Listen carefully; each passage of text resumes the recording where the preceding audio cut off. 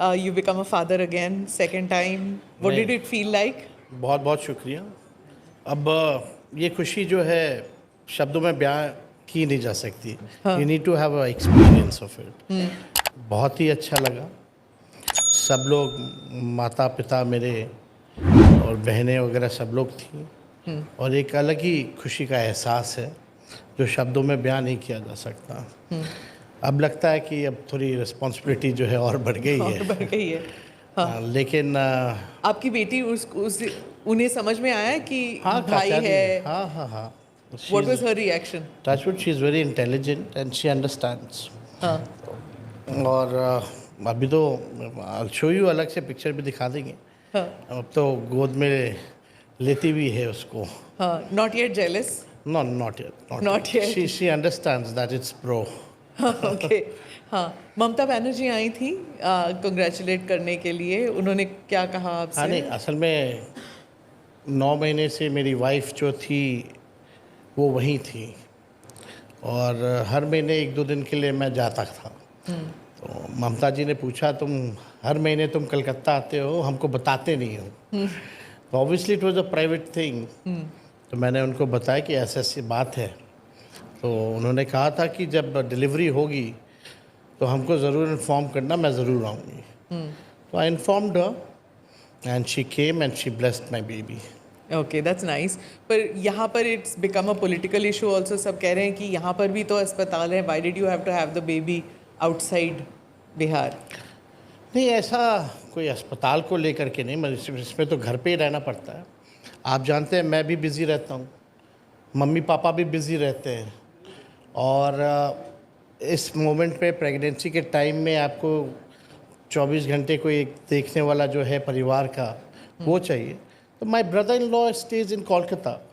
I thought it will be for a change, she'll be also that. और यहाँ ज़्यादा, क्योंकि सब लोग जानते हैं उनको, बाहर निकलना, टहलना, घूमना, क्योंकि वो हो नहीं पाता है। तो वहाँ कम से कम freely, calmly she can stay with family, तो थोड़ा बेटर होगा इस थॉट के साथ। Because I am also travelling every day, 14-15 घंटे सड़क पे रहता हूँ। तो फिर मम्मी पिताजी की कभी कभी तबीयत ठीक नहीं रहती है। तो उस हालात में मेरे को लगा कि बेटर होगा कि उनको, हाँ, सब लोगों की राय थी।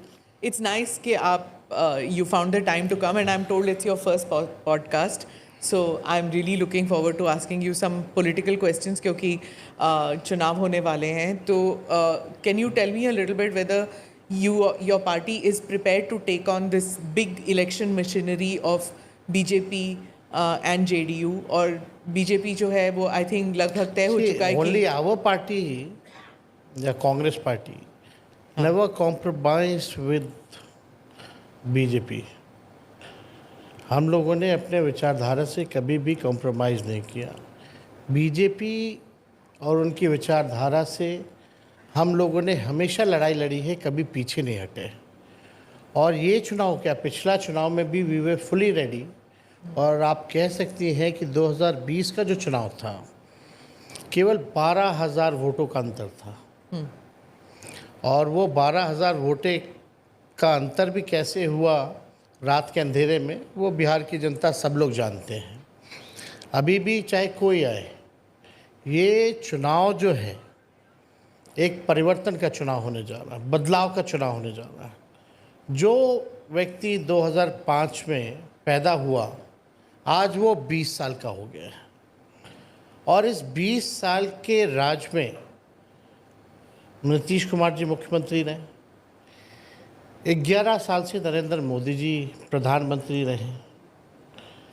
फिर भी नीति आयोग की रिपोर्ट में गरीबी में बिहार नंबर 1 है, बेरोजगारी में नंबर 1 है, पलायन सबसे अधिक बिहार में होता है, प्रति व्यक्ति आय सबसे कम बिहार में है, प्रति व्यक्ति निवेश सबसे कम बिहार में है, शिक्षा चिकित्सा में हम फिसड्डी हैं, लॉ एंड ऑर्डर अगर एनसीआरबी के आंकड़े देखें तो लगातार 2005 के बाद से अपराध बढ़े हैं।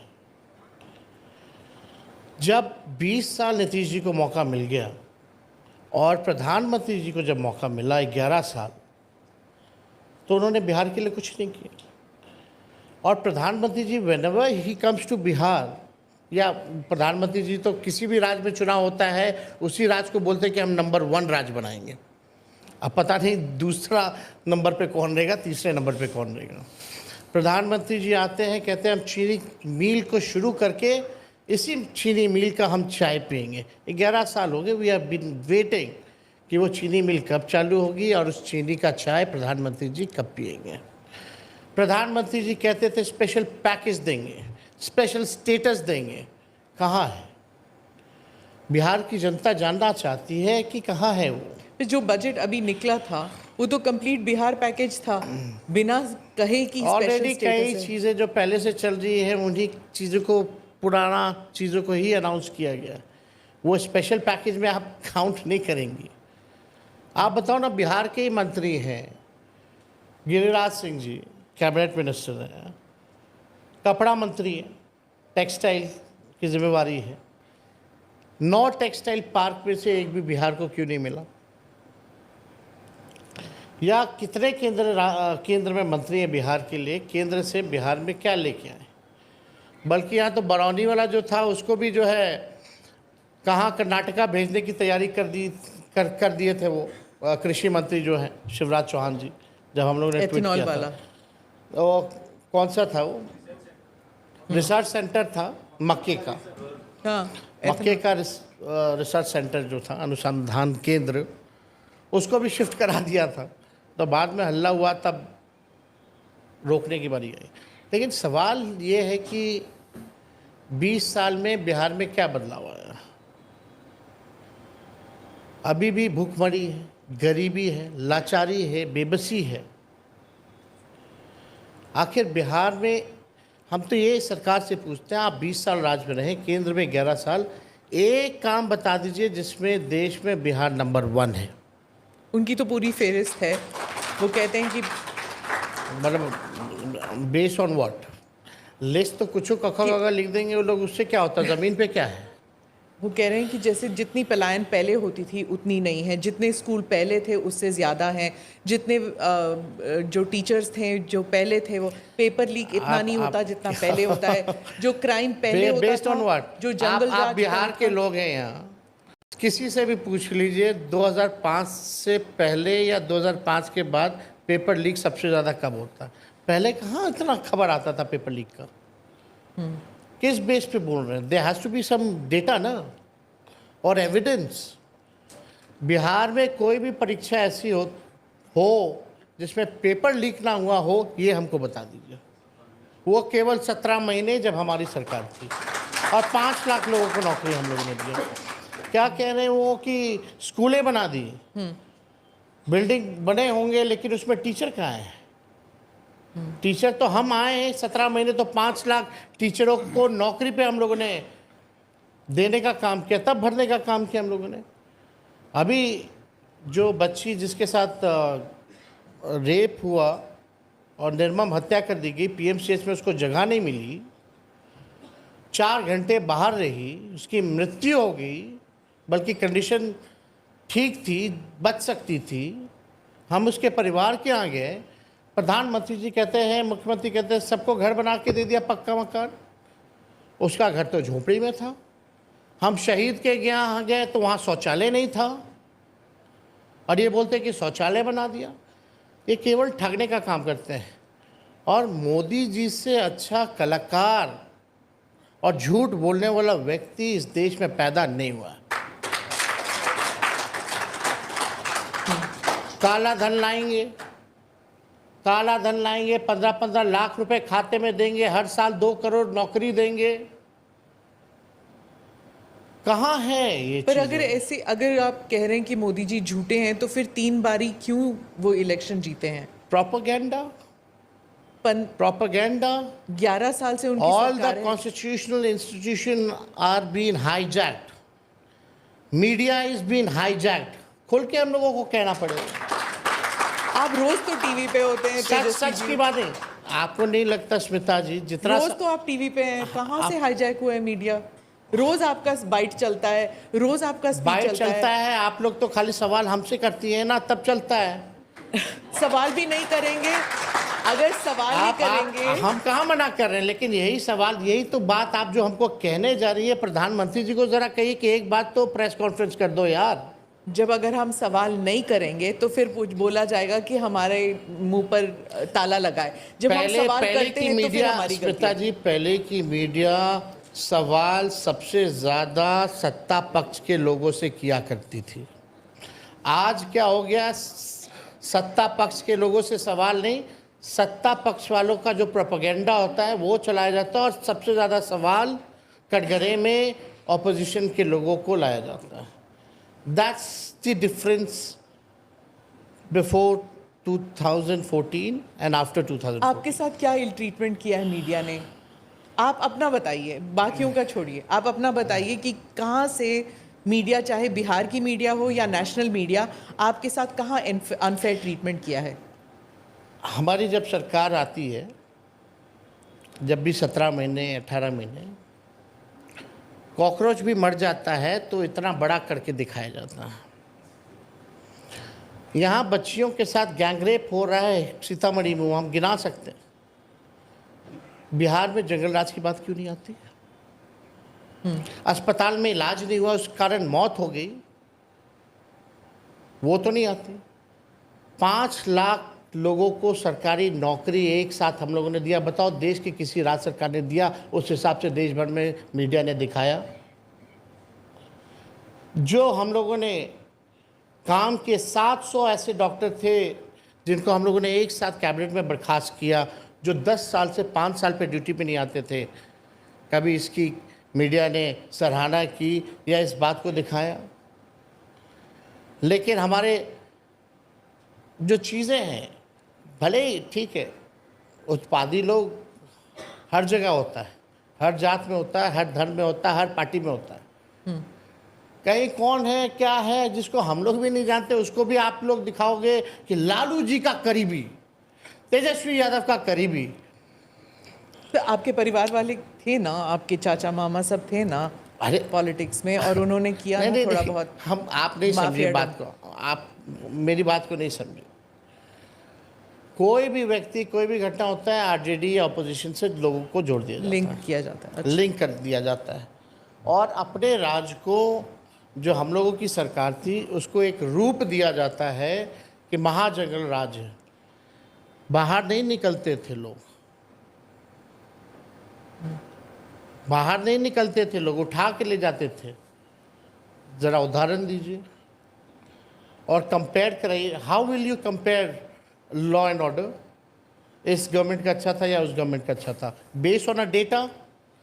If you go through the base जो डेटा का है, वहाँ तो ये साफ दिख रहा है कि नीतीश कुमार जी के राज में अपराध की सबसे ज़्यादा बेलगाम है। यहाँ तो पुलिस का एनकाउंटर होने लग गया है। कोई सवाल पूछा?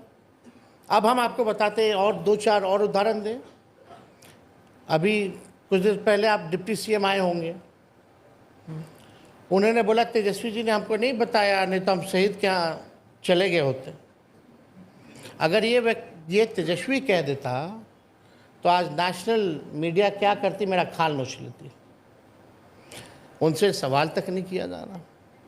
अब डिप्टी सीएम को नहीं पता कि एयरपोर्ट पे पार्थिव शरीर आ रहा है, जाके सम्मान देना है। और यही नहीं, जो रेप कांड हुआ था अभी, उसमें डिप्टी सीएम कहते हैं कि भाई जो परिवार के लोग हैं उनको बोलते हैं माँ कसम खाओ, बहन कसम खाओ, कोई चर्चा नहीं होती। ये पार्शियलिटी। क्या किस लिए कसम खानी है? कि पीएमसीएच में इलाज नहीं हुआ। परिवार का आरोप था कि 4 घंटे 5 घंटे हमको बाहर रखा गया, जो कि सच था। तभी ना आप डिप्टी सुपरिटेंडेंट को हटाए हो, और उनके ही घर जाकर के आप पूछते हो कसम खाओ, तुम झूठ बोल रहा है। आप उस पीड़ित परिवार से आप संवेदना प्रकट करने गए हैं या माँ की कसम खिलाने गए हो? लेकिन न्यूज़ में चर्चा में कहीं नहीं है, होगा भी नहीं। कहाँ से आता है ये सब? अब खैर, ये सब बात करने का बिहार की जनता बहुत ही होशियार है, समझदार है, और एक एक चीज़ों को वो जानती है। तेजस्वी जी, सुबह से जितने भी आ रहे हैं अपोजिशन के लीडर, बीजेपी हो या जेडीयू के हो, उनका कहना है कि आप उन पे एलिगेशन लगाते हैं नीतीश कुमार पे। नीतीश कुमार टोटली फिट हैं, आप कहते हैं कि मेंटली टायर्ड है, फिजिकली फिट नहीं है। आप कहते हैं कि रिटायर्ड अधिकारी सरकार चला रही है, करप्शन है, बहुत सारे एलिगेशंस लगा। उन लोग का कहना है कि भाई वो तो इतनी गर्मी में भी घूम रहे हैं, आज भी डबल ये उद्घाटन कर रहे हैं, धूप में जा रहे हैं, वो तो घर से निकल नहीं रहे हैं। कड़ाके इसमें की क्या? सर्दी में भी गए हाँ। थे वो कह रहे हैं। बहुत अच्छी बात है। मिस इन्फॉर्मेशन है। पार्थिव शरीर पे सम्मान देने क्यों नहीं गया? जाना चाहिए। एक बार भी मीडिया से इंटरेक्शन करना क्यों बंद कर दिया? आप लोगों ने कभी ये देखा कि नीतीश जी अब मीडिया के सामने कोई कुछ नहीं बोलते? और कई बार डेप्यूटी चीफ मिनिस्टर अगर मंच पे खड़े हों, अधिकारी अगर खड़े हों, तो उनका हाथ क्यों पकड़ते हैं? आपने वो वीडियो भी देखा होगा। हाँ। जब राष्ट्रगान चल रहा होता है तो अपने अधिकारियों से हाथ फैला फैला करके बातें करना, ये क्या दिखाता? जब बापू महात्मा गांधी जी के जब सम्मान की बात आई थी, सलामी चल रहा था तो ताली मार रहे थे और सब लोग हाथ उनको बता रहा था नीचे करो नीचे करो। देखिए, एक उम्र का पड़ाव होता है और हमको ज़्यादा इस पर उनके बारे में इस पर टिप्पा टिप्पणी करना ठीक नहीं लगता। But he is tired. आप इस बात को समझिए। प्रधानमंत्री ये मुख्यमंत्री जी जब हम लोग बोलते हैं टायर्ड हैं, तो हफ्ता में 1-2 दिन एक रोड प्रोजेक्ट घुमवा देगा, फ़ोटो खिंचवा लेगा, IPRD वाला से डलवा देगा, फिर दूसरा दिन डबल डेकर अगले हफ्ते लेके चला जाएगा। बस पटना के मुख्यमंत्री के आवास से 2-3 किलोमीटर दूरी बस। रेप पीड़िता के घर क्यों नहीं जाते मुख्यमंत्री? हम ये जानना चाहते हैं। कहीं घटना होती है वहाँ क्यों नहीं जाते हैं मुख्यमंत्री? प्रेस कॉन्फ्रेंस क्यों नहीं करते हैं मुख्यमंत्री? जब पाकिस्तान से युद्ध चल रहा था तब एक बार भी शब्द अगर मुख्यमंत्री जी ने अपने जुबान से बोला तो हमको बता दो। तो आप कहते हैं टायर्ड है, तो फिर सरकार कौन चला रहा है? रिटायर्ड करप्ट ऑफिसर्स, जो भ्रष्ट अधिकारी हैं। ये PMCH के जो थे सुप्रिटेंडेंट, वो भी रिटायर्ड ही थे ना। मेरे सरकार गिरने के 2 दिन बाद उनको एक्सटेंशन दे दिया गया। जो चीफ इंजीनियर जो पकड़ा गया था उसके घर करोड़ों रुपए रेड में, वो रिटायर्ड ही था ना। मतलब ये रिटायर्ड लोग में ऐसी क्या खूबी है जो अभी लोगों में नहीं है? तो स्वाभाविक तौर पर अगर आप देखें तो उत्तराधिकारी कौन होगा फिर जेडीयू में? पहले पार्टी रहेगी तब तो। इस इलेक्शन के बाद पार्टी नहीं रहेगी। ये भी सवाल खड़ा होता है। अगर पार्टी अगर बच गई उसके बाद हम लोग डिस्कस कर सकते हैं। पहला काम तो पार्टी पहले बच जाए उनकी, और यही पार्टी बचाने के लिए तो नीतीश जी हमारे साथ गठबंधन किया था, फिर हम लोगों ने इंडिया अलायंस बनाया था।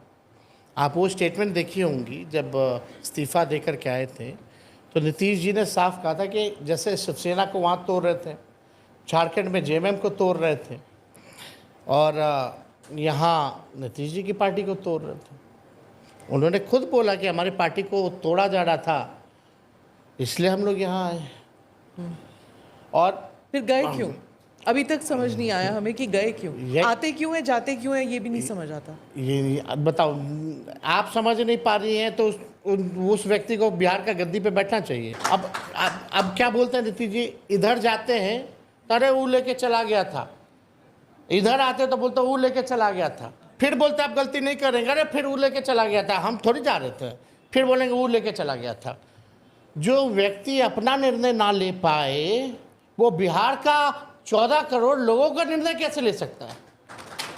पर अगर आज भी अगर वो कहते हैं कि आपके पास आएंगे तो आपके पिताजी उन्हें जरूर वापस ले लेंगे, है कि नहीं? नहीं, नहीं, एकदम नहीं। हमारे पिताजी हम जानते हैं, हमने भी देखा हुआ है, हमने भी राजनीति देखा हुआ ना। हम जानते हैं ना। अगर वो कहें आज देखिए, नीतीश जी, एक बार अगर कोई गलती करे तो ठीक है, माफ़ कर देना चाहिए। अब तो उन्होंने 2 बार गलती कर ली, अब तो माफ़ी बनती नहीं। और अब नीतीश जी जहाँ भी रहेंगे, माफ़ कीजिएगा, वो हिल बी एन एक्स्ट्रा बैगेज, बोझ बन करके रहेंगे। और उनकी पार्टी, आप मतलब वही है ना, महाभारत में कृष्ण चलिए मैं नहीं बोलती हूँ, नहीं तो फिर वही बात चलती है ना कि पांडव लेंगे कि सेना लेंगे कि उससे उससे कृष्ण कोई को फर्क लेंगे? नहीं पड़ता। वो बहुत सारे उदाहरण हैं। आप महाभारत का नहीं देखे, ग्लाइडेटर्स का भी दे सकते, इसका भी दे सकते, ग्लाइडेटर्स का भी दे सकते, 300 मेंस का भी दे सकती है। हाँ, तो फिर आप जेडीयू को तोड़ के आप अपनी पार्टी में लेंगे, क्या करेंगे? उनके पार्टी के लोग निर्णय लेंगे। कोशिश जो, तो जो देखो, अभी जेडीयू को कौन चला रहा है? बताइए। एक 2-4 लोग हैं जो भाजपा से ही आए थे। वही संजय झा जी अरुण जेटली जी के खास थे, ठीक है, राजनीति से कोई मतलब नहीं था। यहाँ के ऐसे एमएलसी बना दिया गया, मंत्री बना दिया गया, उनको अब राष्ट्रीय अध्यक्ष बना दिया गया, अभी वर्किंग तो प्रेसिडेंट। नेशनल मिशन पे गए थे वो तो पूरा नीतीश जी छोड़िए, वो तो नीतीश जी जो बोलेंगे, मोदी जी या अमित शाह अगर कह दें तो संजय झा अमित शाह जी की बात मानेगा, संजय झा नीतीश जी की बात नहीं मानेगा। ये बात सच है। और आप फील भी कीजिए, करिएगा थोड़े आने वाले समय में, और आप लिख लीजिए। तो एक तो आप संजय झा का नाम बताए, और कौन और भी लोग हैं, कौन कौन लोग हैं जो आप जिनके बारे में कहते हैं वो हाईजेक कर लिया गया पूरी सरकार? और सब जो पार्टी बदलता रहता है सब। बिहार में तो सब बदलते हैं पार्टी। नहीं, वो हर जगह बदलते हैं। आप तो हाँ, बीजेपी जब से आई तब से वॉशिंग मशीन हो गई, बदलवाती रहती है। तो कभी तेजस्वी जी, ईडी लगा के, कभी सीबीआई लगा के, कभी डरा के, कभी धमका के। तो अभी जो चुनाव होने वाले हैं, तो क्या आपको लग रहा है अगर एनडीए सत्ता में आती है या बहुमत हासिल करती है तो नीतीश कुमार जी मुख्यमंत्री बन पाएंगे? क्या लग रहा है आपको? हमको लगता है कि बीजेपी वाले या कोई भी अभी हो सकता है, और आप सरकार में बैठे हुए लोग आएंगे भाजपा के, बोलेंगे कि नीतीश जी ही मुख्यमंत्री होंगे, उनके ही नेतृत्व में चुनाव लड़ेंगे, तो उनको बोले ज़रा अमित शाह जी से एफिडेविट पे लिखवा लें कि चुनाव के बाद वही 5 साल के लिए मुख्यमंत्री होंगे। भाजपा जिसके साथ रही है उसको ख़त्म करने में लगी है। आप जितनी भी रीजनल्स पार्टी देख लें, नॉर्थ से साउथ, ईस्ट टू वेस्ट, जो भी भाजपा के साथ रहा है सबको तोड़ा। बिहार में देख लीजिए ना, चिराग पासवान जी की पार्टी का क्या किया भाजपा ने? उदाहरण है, बिहार में वही काम जेडीयू के साथ हो रहा था, और अभी लॉन्ग टर्म प्लान पे वो चला गया प्लान। पहले शॉर्ट टर्म पे था, अब लॉन्ग टर्म पे। तेजस्वी जी, इंडिया अलायंस का क्या फ्यूचर है? इंडिया अलायंस का ही केवल फ्यूचर है, और किसी का नहीं है। ना कोई मीटिंग हो रही है, ना कोऑर्डिनेशन कुछ हो रहा है, कोई इलेक्शन स्ट्रेटजी नहीं है। जब भी होता है, कौन बोला? नहीं हुआ ना, कब हुआ है? हमारी बिहार की बात कर रही है, नहीं, country wide India alliance, national wide. गठबंधन की नहीं बात कर रही, बिहार गठबंधन नहीं, नेशनली इंडिया अलायंस। 2014 से 2025 एनडीए की कितनी बैठक हुई पूरे देश भर में? पर वो इलेक्शन जीते नहीं, रहते हैं। नहीं, वो जीतने की बात नहीं कर रहे। आप कह रहे कोई मीटिंग नहीं हो रही, कोई स्ट्रैटेजी नहीं बन रहा। आप हमको संख्या बताइए तो आप कितनी बार? स्ट्रैटेजी, उनकी स्ट्रैटेजी होगी, वो इसीलिए तो तभी जीत रहे हैं। बैठक हुई जब इंडिया अलायंस हम लोगों ने बनाया था। उसके बाद मोदी जी ने फिर से पहली बैठक जो है हमारे गठबंधन के बाद बना था। तो इतने साल से क्यों नहीं बैठक कर रहे थे? इतने नंबर है, उनको जरूरत ही नहीं है। ठीक है ना, चुनाव है, जनता मालिक है, चुनना जीतना वो तो जनता पे छोड़िए ना। हार जीत चलता रहता है, उससे क्या है? हम अपने मुद्दे को लेके, अपने विचारधारा को लेकर के लड़ाई लड़ रहे हैं। जनता मालिक है, जिसको चुने जनता जो है वो मालिक है। लेकिन लास्ट 19 के इलेक्शन में और आप देखिएगा 24 के चुनाव में अंतर तो काफ़ी पाया आप लोगों ने। बीजेपी की सीटें कम हुई। जी जी, वो तो 400 पार की बात कर रहे थे, उनकी स्ट्रैटेजी तो काम ही नहीं की। ये भी तो है। बीजेपी कहती है कि आपका जो दुष्प्रचार था इंडिया अलायंस का कि संविधान बदल देंगे, उसकी वजह से हुआ था। खैर, वो तो 2024 का इलेक्शन है। अब का जो बिहार इलेक्शन है, जो गठबंधन आपका ये गठबंधन की अंदर की बात है। और ये हम लोगों को तय करना है। और एक बार चीज़ें तय हो जाती हैं तभी हम लोग मीडिया को बुला के पब्लिक प्लेटफॉर्म में जी, पर हम लोग पहली रखते बार हैं। राहुल गांधी थोड़े सक्रिय लेकिन- हैं इस बार, उन्होंने यात्रा दैट इज गुड। निकाली। इज द ऑपोजिशन लीडर है ना पूरे देश के, तो जाएंगे क्यों नहीं। प्रधानमंत्री हैं तो प्रधानमंत्री भी जाते हैं। अगर राहुल गांधी जी आ रहे हैं तो अच्छी बात है, लोगों की इश्यूज उठा रहे हैं, जनता की इशू उठा रहे हैं तो अच्छी बात है। लेकिन आप देखिए ना, अभी मांझी जी चिराग पासवान के बारे में क्या कह रहे हैं, उपेंद्र कुशवाहा क्या कह रहे हैं। वो बोलते हम इतना सीट पे लड़ेंगे, वो बोलते इतना सीट पे लड़ेंगे। लेकिन आप लोगों को, आपको नहीं, मीडिया के लोगों को केवल दिखाई देता कि इंडिया में ही तनाव चल रहा है, एनडीए में तनाव नहीं चल रहा। मुकेश जी यहाँ बैठे हैं, इनसे हिस्ट्री निकलवा लीजिए कि कब मांझी जी ने कितने सीटों की डिमांड की, और मांझी जी ने चिराग के बारे में कल क्या कहा, या चिराग जी ने मांझी जी के बारे में क्या कहा, उपेंद्र कुशवाहा ने क्या कहा। इन लोगों में तो हमको नहीं लग रहा कि ऑल इज़ वेल। हमारे यहाँ तो ऐसी कोई बात नहीं है। तेजस्वी जी, कभी आप बहुत नीतीश जी के करीब हुआ करते थे, वो हमेशा बोलते थे कि अब तो यही पार्टी चलाएगा, यही भविष्य है। आजकल चिराग जी बहुत जाते हैं, हर महीने में 2-3 बार वो जाते हैं सीएम हाउस। उनको भी वही कहा जा रहा है क्या जो आपको कहा जा रहा था कि अब यही भविष्य है? देखिए, ये जब मेरे को कहा गया और सरकार गिरी पहली बार 2017 में, तो हमने विधानसभा में कहा था कि चिराग जी आप जाइएगा, आपको भी यही कहेंगे, थोड़ा बच के रहिएगा, ये नहीं कि चढ़ जाइएगा। वो चढ़ाते अच्छे से है ना, तो हम लोग तो जानते थे। हम लोगों को तो फिर भी कोई लोभ था नहीं, 2 बार उनको मुख्यमंत्री माना, और हम लोग तो इंडिया अलायंस बनाना था, तो फिर दोबारा हमने मांगा। लेकिन हम लोगों का ये, नीतीश जी से जो भी व्यक्ति मिलता है, नीतीश जी बस यही कहते हैं अब तो तुम ही लोगों को ना देखना है।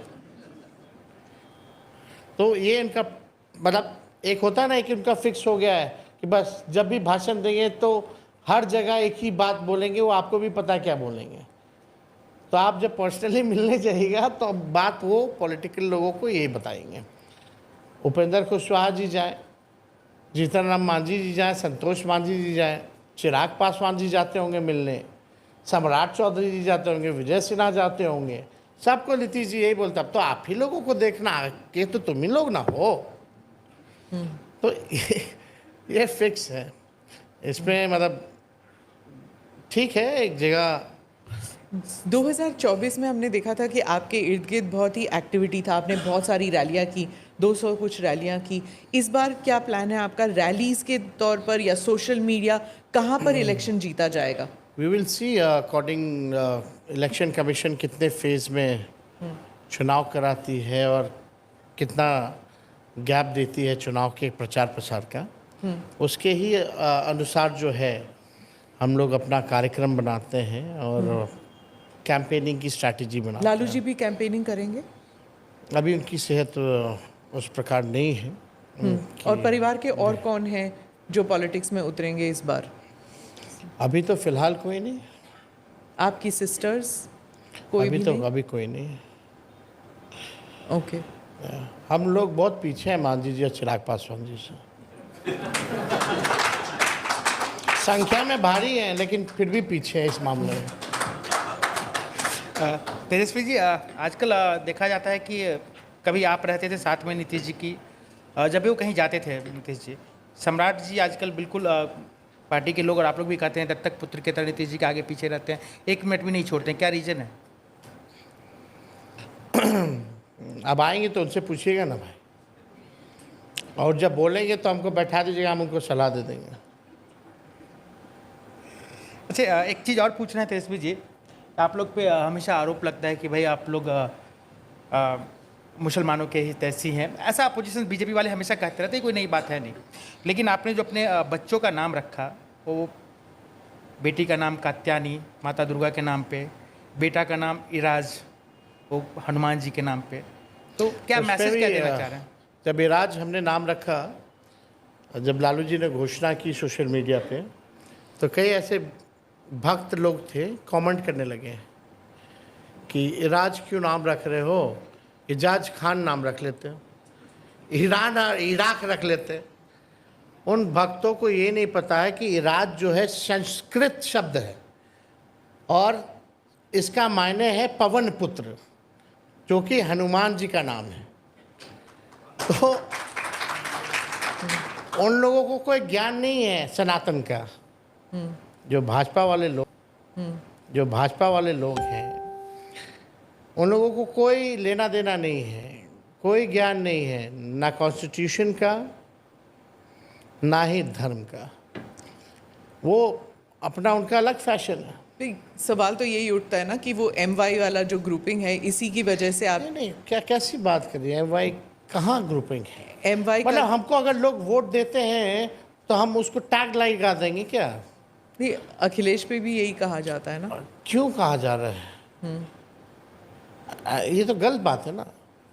अगर पर ये कर्नाटका में भी होता है, ये वोकली का वोट है, ये वोट है। अगर हरियाणा में अगर हरियाणा में साउथ हरियाणा में जो अहिरवाल क्षेत्र है, अगर बीजेपी सबसे ज़्यादा सीटें वहाँ जीती तो आप MY का नहीं, वहाँ पे भी बोलते हैं जाट वोट है, मुस्लिम वोट है। नहीं, वहाँ भी तो यादव देख। नहीं, पर ये I am not saying it negatively. आपका स्ट्रॉन्ग पॉइंट है तो MY वोट है स्ट्रॉन्ग पॉइंट। भाई अगर कोई, वही तो हम बोले, अगर कोई वोट देता है तो हम तो उसकी इज्जत करेंगे, सम्मान करेंगे, उसकी बात को उठाएंगे। लेकिन जब 12,000 का ही केवल पिछले बार डिफरेंस था तो हमको तो वोट हर जात हर धर्म के लोगों ने दिया ना, तो हम तो सबकी बात करेंगे ना। आप देखिए केवल कितना का अंतर था, 12,000। मतलब 6-7 सीटें और हमारी होती तो हमारी सरकार होती। 15 सीट का फर्क था ना। आप कह सकते हैं कि 110 पहले था, 4 AIM के आए तो 114 हुए, 122 मेजॉरिटी के लिए चाहिए, तो आप समझिए कि 6 और 2 8, 7-8 सीट। इस बार AIM के कितने लोगों को तोड़ेंगे आप? ओवैसी जी बहुत खफा हैं। अब देखिए हम लोग तोड़ने वाले लोग नहीं है, जोड़ने वाले लोग हैं। हमने जोड़ा है। वो कहने की बात है ना। वो कहने की बात है, तो मेरी कहने की बात ये है कि फिर तो आप वही नीतीश वाली का बात कर रहे हैं ना कि आप वो मेरे को ले आए, मैं उधर से चला गया। नहीं, जो देखिए चारों विधायक अपने मर्जी से आए। हम तोड़ के उनको क्या दिए हैं जो वो आएंगे? बताइए तो। सरकार में आएंगे तो फिर मंत्री पद मिलेगा। कहाँ मंत्री बने वो? अगर आपकी सरकार आती है तो। नहीं, ऐसे थोड़ी होता है कि वो आ जाएगी। वो लोग नहीं जान रहे हैं। उन लोगों को भी तो पता है कि 8 कहाँ से आएगा। वो तो अपने मन से है, हमारे पास क्या था देने के लिए। लेकिन उनका ये कहना था कि एक सेकुलर फोर्सेस जो है यूनाइटेड रहे, वो ज़्यादा बेहतर है। तो इस बार इंडिया अलायंस में अगर ओवैसी साहब आते हैं तो आप उनके साथ मिलेंगे? अभी हमारी कोई इस बारे में कोई चर्चा नहीं हुई है, कोई बात नहीं हुई है। अच्छा तेजस्वी जी, क्योंकि बहुत कम सीटों से आपकी सरकार बनते बनते रह गई थी, उस पर आपने कई एलिगेशंस लगाए थे, वो बाद में पूछेंगे। लेकिन हम जानना चाह रहे हैं कि आपको कोई मलाल है, क्योंकि आपने बड़ा अच्छा परफॉर्म किया, RJD ने, लेफ्ट ने भी किया, लेकिन कांग्रेस को आपने जितनी सीटें दी उसके अकॉर्डिंग अगर देखा जाए तो आपकी लुटिया तो उसने डुबो दी। कहने के लिए लोग कहें वो अलग बात है, लेकिन हम सब लोगों ने कमेटी बनाई है, कोऑर्डिनेशन कमेटी बनाई है, सब कमिटीज़ बनाई हैं, और लास्ट एक्सपीरियंस के बाद विनेबिलिटी को देखते हुए आगे उसी हिसाब से will make a strategy and will work together, और मिल करके हम लोग काम और चुनाव दोनों लड़ेंगे, और कमियों को, जो भी कमियां होंगी हमसे या किसी से भी, उस कमियों को भी दूर किया जाएगा। तभी ये कमिटीज़ वगैरह हम लोगों ने बनाई है। क्या एजेंडा रहेगा, क्या लोगों के मुद्दे रहेंगे, इन सब पे काम चल रहा है। चाहे सोशल मीडिया हो, मीडिया हो, हमारा प्रेजेंस कैसा होना चाहिए। तेजस्वी जी, सोशल मीडिया की बात करते हैं तो जब आपके पिताजी जब पॉलिटिक्स में सक्रिय थे तो उस वक्त सोशल मीडिया नहीं था, तो लोगों की प्राइवेट लाइफ्स के बारे में इतना पता नहीं होता था लोगों को।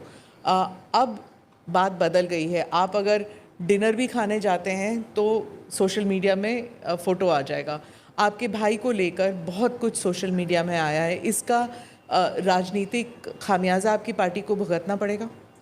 नहीं, देखिए, एक प्राइवेट चीज़ें अलग है, पर्सनल चीज़ें अलग है। अगर हम यहाँ नरेंद्र मोदी जी के परिवार के बारे में बात करें कि यशोदा बहन उनके साथ क्यों नहीं रहती है, तो अच्छा नहीं लगेगा।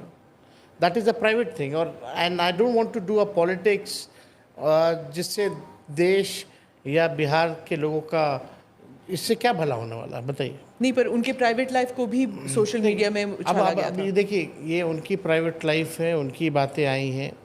जहाँ तक मेरे बच्चे की नाम की बात आई थी, हमने अपने पक्ष को रखा है। जो भी होगा वो अपने पक्ष को रखेंगे। और बाकायदा लालू जी ने जो निर्णय लिया है उस पर हम लोग सब लोग मानने वाले लोग हैं। मैं एक दो सवाल स्टूडेंट से, there is a girl right at the back, mic दे दीजिए उन्हें। Good evening everyone. मेरा नाम अंजलि कुमारी है। मेरा सवाल आपसे ये है कि आपको क्या लगता है बिहार के पॉलिटिक्स में सही मायने में नए चेहरों को मौका मिल रहा है, और आपकी पार्टी में नए चेहरों के लिए क्या स्कोप है, और आपके लिए क्या अहमियत है नए चेहरों की? मतलब ये युवा की Political- बात कर रही है। नहीं, अगर पॉलिटिकल फैमिली का कोई ना हो, जैसे आपने बाकियों के बारे में कहा, ये और सामने कारी शोएब है, सामने राजेश जी हैं, और हमारे इस बार पिछली बार सबसे ज़्यादा नौजवानों को हमने टिकट दिया था जो हमारे परिवार के भी नहीं थे, और सब चुनाव जीत के हैं। सबसे युवा विधायक अगर कोई है तो हमारे दल के हैं। और देखिए, बिहार जो है देश का ही नहीं बल्कि दुनिया का सबसे युवा प्रदेश है। हमारा देश दुनिया में सबसे युवा देश है, और इस युवा देश में सबसे युवा अगर कोई प्रदेश है तो वो बिहार है। ऑलमोस्ट नियर अबाउट 60% युवा है, और हम दिल से चाहते हैं कि युवा जो है आगे बढ़े, राजनीति में आए, डिसीजन मेकिंग में आए, पॉलिसी मेकिंग में आए, ये हम दिल से चाहते हैं। और एक गैप भी हो गया ना, जनरेशन गैप भी हो गया। तो अगर नए पीढ़ी के लोग आएंगे और जिनकी सबसे ज़्यादा आबादी 60% है, तो उनकी समस्याओं को और बेहतर ढंग से वो जान पाएंगे और निदान कर पाएंगे।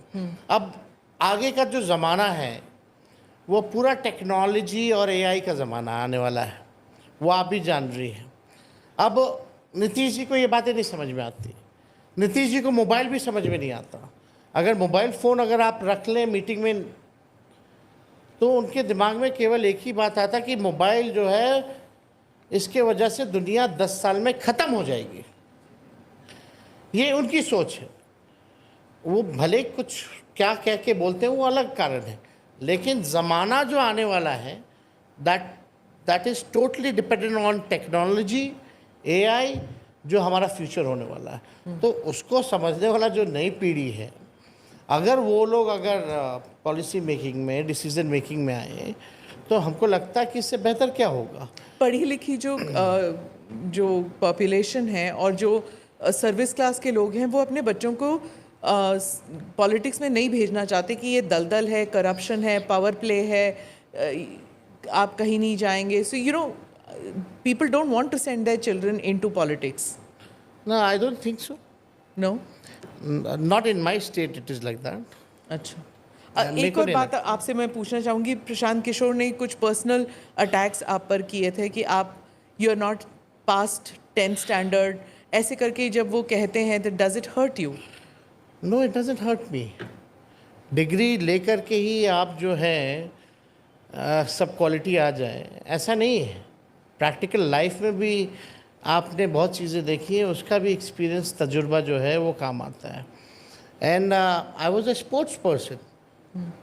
हम तो क्रिकेटर थे, तो इसकी बात वो नहीं करेंगे। लेकिन डिग्री की अगर बात आती तो प्रधानमंत्री 11 साल से प्रधानमंत्री हैं, उनका क्या डिग्री है आज तक देश के लोगों को मालूम ही नहीं है। पर उन्होंने कभी आपके बारे में ऐसे नहीं कहा। लेकिन हमारे ऊपर आ रहा है तो हम तो उदाहरण देंगे ना, जो सर्वोच्च पद पे बैठा हो। ठीक है। आप मानते हैं तेजस्वी जी की जाति जो है बिहार में एक बड़ा फैक्टर है? अगर एक सवाल तो ये है, दूसरा कि आप जिस जाति ये से जाति तो सच्चाई है ही ना, तो फैक्टर तो हो गई। ये तो सत्य है, और ये कोई लालू जी और तेजस्वी यादव तो लेके नहीं आया, ये तो कई सदियों से चला आ रहा है। प्राइवेट सेक्टर में आरक्षण होना चाहिए जाति के आधार पर? एकदम होना चाहिए। Two students I think want to ask a question. अच्छा, आप पूछना चाहते हैं? पत्रकार अमित कुमार है, और मेरा सवाल है कि आपने कहा था कि कास्ट सेंसस की आप लोगों ने डिमांड की थी और इस वजह से मोदी जी को कास्ट सेंसस के लिए मजबूर होना पड़ा और फिर कैबिनेट ने डिसीजन लिया। राहुल गांधी का भी यही कहना है। और आपको क्या लगता है कि क्या वाकई आपके दबाव में या फिर कांग्रेस पार्टी के दबाव में कास्ट सेंसस बीजेपी को कराना पड़ रहा है? देखिए, यही मोदी जी हैं जो कहते थे कि ये कास्ट सेंसस जातीय विध्वंस पैदा करेगा। अब वो क्यों मजबूर हो गए करने को भाई?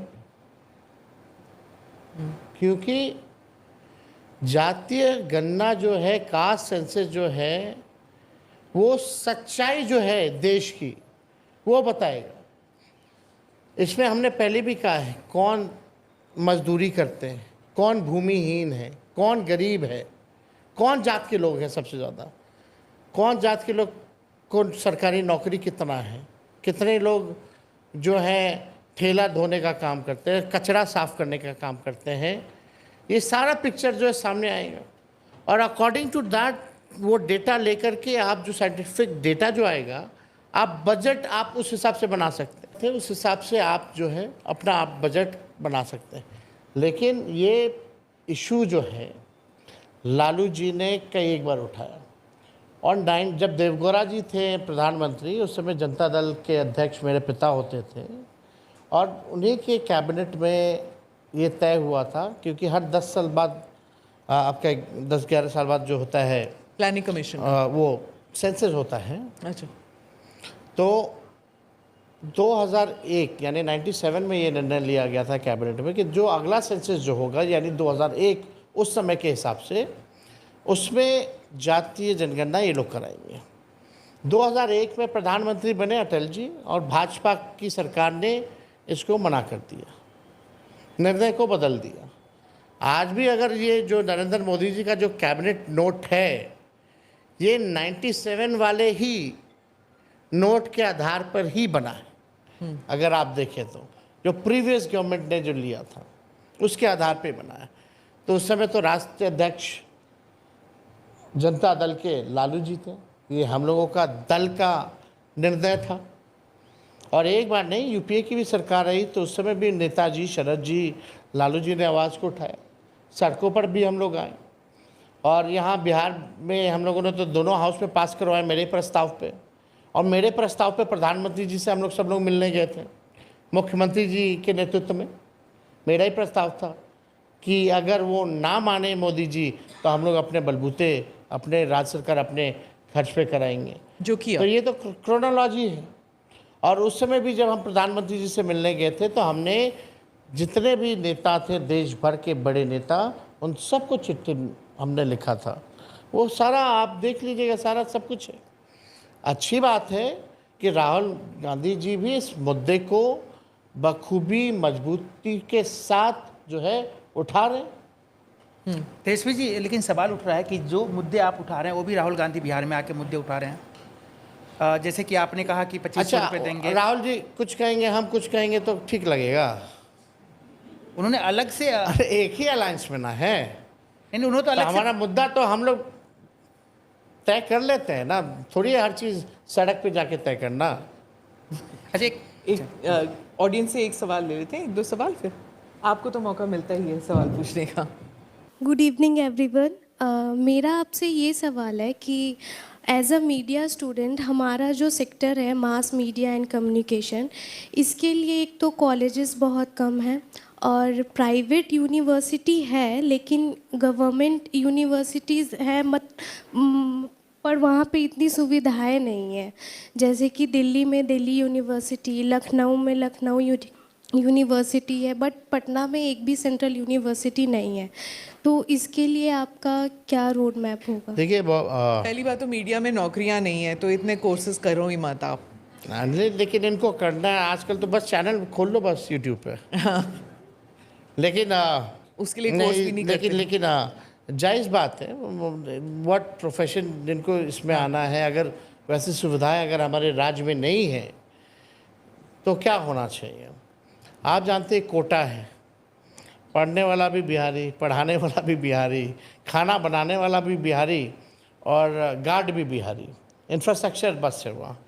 यहाँ उस हिसाब का एजुकेशनल हब जो है बनाया यहाँ पे जा मंत्री सकता है, आए लेकिन थे है तो नहीं। हमने पूछा भी, यही सवाल पूछा, उन्होंने कहा कि अब कोटा से सब यहाँ पे आते हैं पढ़ने के लिए और पढ़ाने के लिए। अब पता नहीं, अब तो कोटा जाके देख लीजिए खाली हुआ है कि नहीं। कोविड के टाइम में तो हम देख रहे थे कि भाजपा के नेता ही जा जा करके अपने बच्चों को ला रहे थे। क्या झूठ बोलना इनकी कला है और उसमें माहिर है। वो कौन बोले, विजय सिन्हा। नाम नहीं लूंगी, आप जब पॉडकास्ट चलेगा अब तक देख लीजिएगा, तो सारे आके वही कह रहे थे कि वहाँ पे अब कोटा खाली हो रहा है, कोटा के सारे बच्चे यहाँ आ रहे हैं। जो बच्ची सवाल पूछी है उसी से जवाब ले लीजिए। देखिए, पीड़ा होती है। बिहार से लोग पलायन किन कारणों से करते हैं? पढ़ाई के लिए करते हैं, हेल्थ के लिए करते हैं, चिकित्सा के लिए करते हैं और रोज़गार नौकरी के लिए करते हैं। अगर हम एजुकेशनली अगर अपने बिहार को इस हिसाब का बना लें, हेल्थ वाइज ऐसी फैसिलिटीज़, सुपर स्पेशलिटीज़ हॉस्पिटल अगर हम लोग दे दें तो ये पलायन जो है वो रुक जाएगा और रोज़गार नौकरी की भी व्यवस्था होगी और बिहार का जो रेवेन्यू है बिहार में ही खर्च होगा, तो बिहार में घूमता रहेगा पैसा भी, उससे भी फ़ायदा है। तो हमको लगता है कि जैसे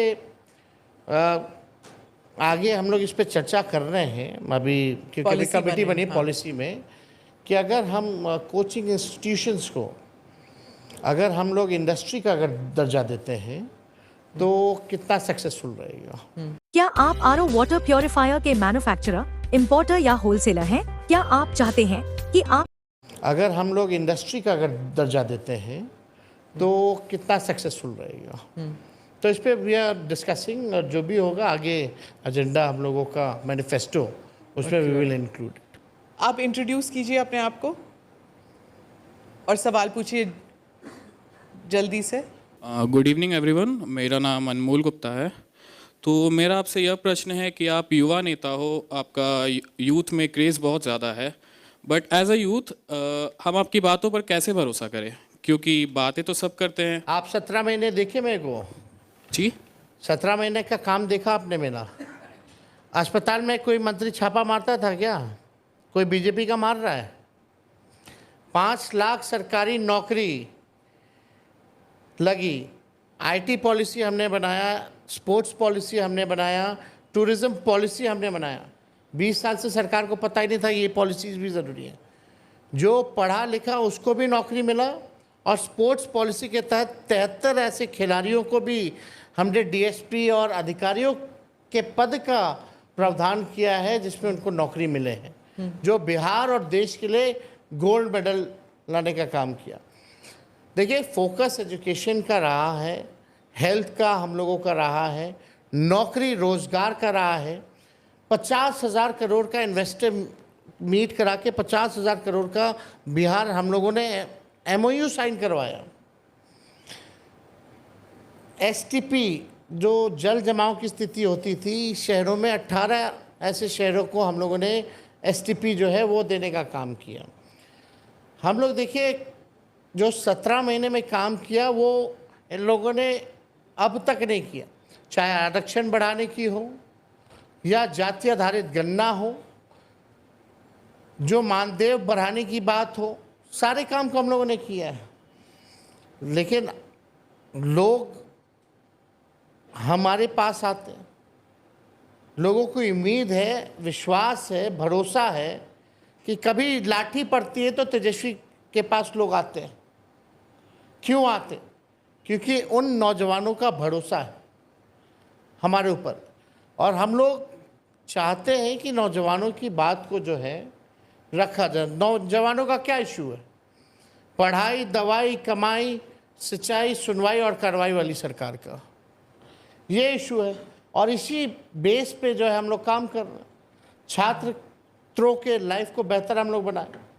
17 महीने में पेपर लीक नहीं हुआ, लेकिन मेरे हटने के बाद और उससे पहले पेपर लीक हमेशा होता था।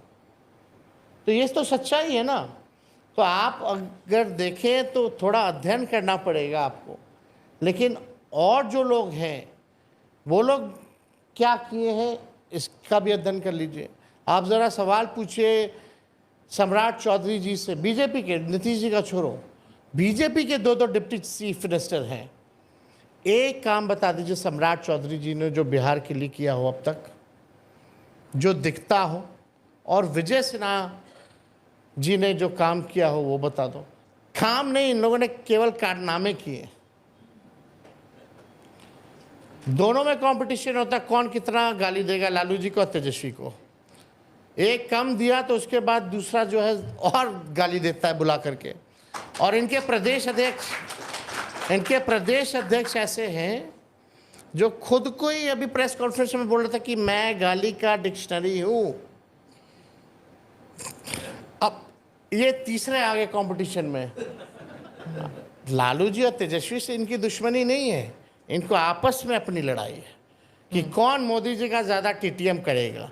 जो लालू जी तेजस्वी को सबसे ज़्यादा गाली देगा उसको मोदी जी प्रमोशन देंगे। इसी कंपटीशन में लोग लगा रहता है। अब बिहार का एक काम हम तो पूछ रहे, कोई एक काम बता दीजिए जो इन दोनों ने किया हो, दोनों डिप्टी चीफ मिनिस्टर ने। कोई काम नहीं, दिन भर बकैती करना, एक पगड़ी कभी बांध लेंगे कभी उतार देंगे, कुछ कर लेंगे, कोई मतलब ही नहीं है उसका। इतने साल के बाद भी उनके पास कोई मुख्यमंत्री का चेहरा नहीं है बीजेपी के पास, ऐसे क्यों? आपके हिसाब से ऐसे क्यों हुआ है? कोई लायक ही नहीं ना। लायक होता तो आता ना। देखिए नहीं, देखिए इसमें देखिए बीजेपी को देखिए सुशील मोदी जी ने बिहार में मजबूत किया है, ये हम मानते हैं। सुशील मोदी एक मान सकते थे चेहरा है जिसपे लोग जो है भरोसा कर सकते थे। ईमानदारी से हम बोल रहे हैं भाई, ठीक है। लेकिन उसके बाद बता दो कौन है। लोग चेहरा नहीं जानते हैं, नाम तो दूर की बात, कोई कहाँ गांव में इन लोगों को पहचानता है। महागठबंधन के लिए मुख्यमंत्री का चेहरा कौन है? आप हैं? देखिए ये आपने बहुत टाइम ले लिया, हम क्योंकि 4 सेकंड 5 सेकंड 6 सेकंड, तो उसका ये मतलब सब चीज़ तय है। समय कब आएगा ये हम लोग बताएंगे अकॉर्डिंग टू आवर स्ट्रैटेजी। कह रहे हैं कि एक मीटिंग हुई थी जहां खरगे जी भी थे और राहुल गांधी जी भी थे और 440 वोल्ट का शॉक लगा था तेजस्वी जी को, और परसेप्शन है हम लोगों को कि उसके बाद आपने कभी नहीं कहा कि मैं हूँ। कभी भी ऐसी बात है ही नहीं। पता नहीं क्या बाहर लोग बात करते हो अपना। लोग बोलते हैं कि इंडिया अलायंस एक जैसा नहीं दिखता है। यहाँ तो एनडीए नहीं दिखता एक जैसा। मांझी जी कुछ बोलते हैं, चिराग कुछ बोलते हैं, उपेंद्र कुशवाहा जी कुछ बोलते हैं। कांग्रेस और आरजेडी तो सबसे पुराना अलायंस पार्टनर है, अब तक नहीं टूटा है। फिर भी इसको तोड़ने में लोग लगे रहते हैं। लोग बताते हैं कि सब कुछ ठीक नहीं चल रहा। आप भी जानते हैं हमारा रिश्ता, गांधी परिवार का रिश्ता कैसा है। कोई शौक नहीं, हम लोग की अपनी स्ट्रैटेजी है और समय पे जो है सब कुछ तय है कि कौन होगा नहीं वो तय है, बस टाइम का इंतज़ार है।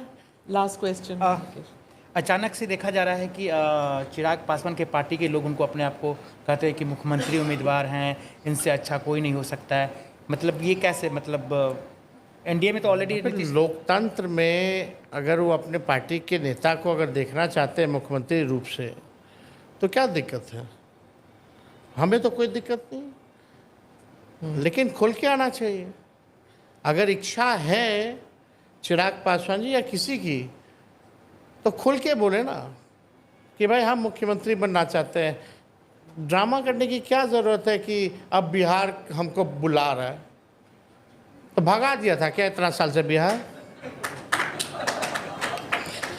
लॉजिक होना चाहिए ना। बिहार बुला रहा मतलब कि आप बिहार से जीते हो, बिहारी हो, बिहार से केंद्र मंत्री के कोटा में हो, अब बोल रहे बिहार बुला रहा है। अब कहिए आपकी इच्छा है कि हमको मुख्यमंत्री बनना है, बोलना चाहिए, खुल करके बोलना चाहिए। हम तो जहाँ जाते हैं हम बोलते हैं कि भाई हमको सरकार ही नहीं बनाना बल्कि हमको बिहार बनाना है, उसके लिए एक मौका दे दो। On that note, thank you very much, आप पॉडकास्ट में आए। आपको शुभकामनाएं, ढेर सारी शुभकामनाएं and best wishes to the baby too. बहुत बहुत शुक्रिया for your blessings and your best wishes.